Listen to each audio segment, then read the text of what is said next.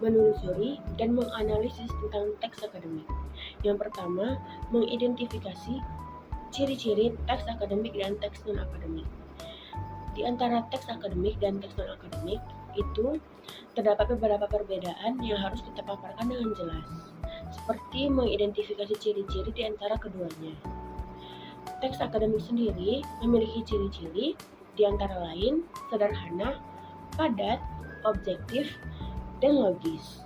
Dan jika kita kaitkan dengan teks non-akademik, teks akademik sendiri itu bisa berupa tulisan dan teks non-akademik itu berupa lisan. Yang kedua, menganalisis tentang pentingnya teks akademik.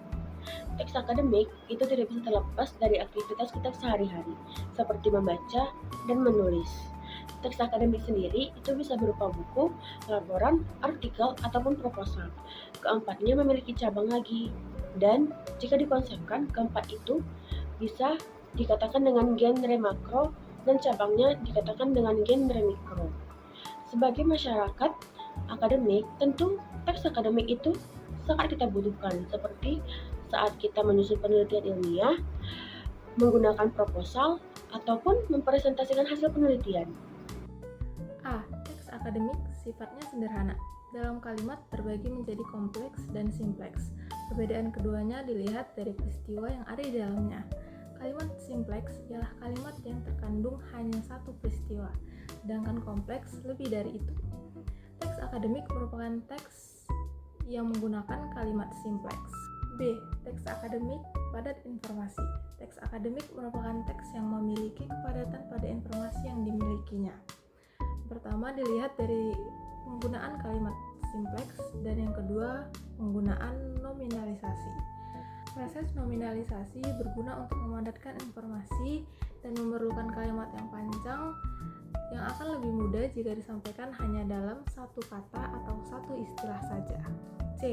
Teks akademik padat kata leksikal. Dalam teks akademik lebih banyak terdapat leksikal daripada struktural. Teks akademik banyak memanfaatkan nominalisasi. Teks akademik dikatakan bahwa hubungan leksis dengan teks akademik. Nominalisasi berguna dalam membuat informasi menjadi lebih padat. Proses pembendaan dilakukan dengan merombak leksis dan non-leksis seperti kata kerja, kata sifat, dan sebagainya menjadi nominal. Tujuannya ialah untuk pengungkapan ilmu pengetahuan menjadi lebih padat atau ringkas. Banyak memanfaatkan metafora gramatika melalui ungkapan inkongruen. Metafora gramatika adalah berpindahnya suatu leksis ke leksis lainnya, atau metafora gramatika dari yang tertinggi ke yang lebih rendah. Hal tersebut terjadi saat pengungkapan incongruence. Cara incongruence adalah berdasarkan realita. Contohnya, benda disebut nomina. Sebaliknya, pernyataan inkongruen seperti proses dinyatakan nomina, bukan verba. Akademis banyak memanfaatkan istilah teknik. Teknis merupakan suatu pengistilahan yang diberikan pada suatu hal dengan menggabungkan nomina dengan nominalisasi. Suatu istilah tertentu yang memiliki makna berbeda bergantung pada bidang yang dikaji. Misalnya, morfologi dalam ilmu bahasa memiliki arti ilmu bentuk kata, sedangkan dalam ilmu pengetahuan alam. H. Teks akademik banyak memanfaatkan proses relasional identifikasi dan proses relasional atributif. Proses relasional terbagi menjadi dua bagian, yaitu identifikatif dan atributif. Relasi identifikatif untuk membuat definisi sangat tepat digunakan.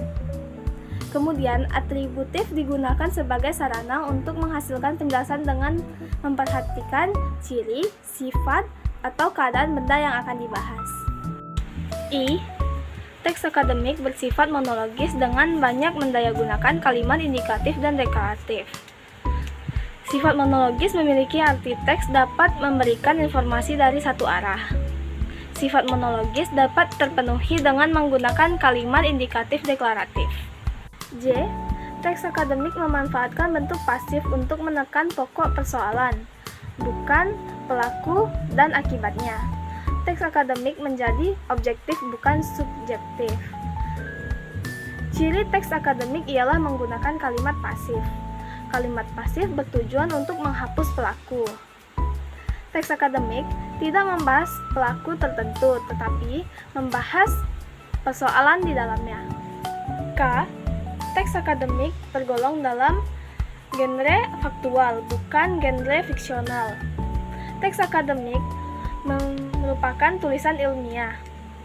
Teks akademik bersifat faktual, yakni sesuai dengan fakta yang terjadi, bukan kejadian yang dibuat-buat atau fiksi belaka.